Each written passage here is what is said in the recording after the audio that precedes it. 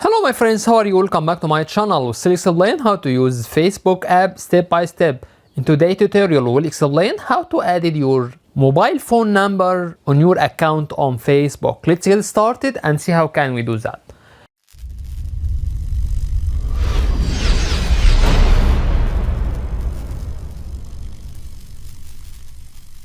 First, tap on Facebook app icon. After that, click on three horizontal line which shown on top right. Scroll down a little bit till we get setting and privacy. Then click on settings.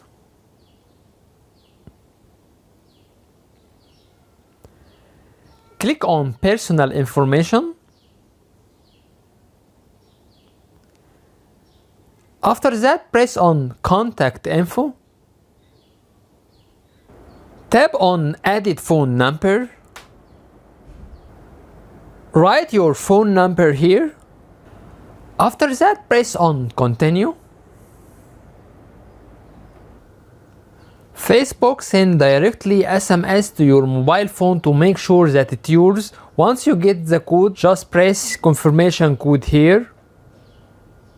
After that, press on confirm.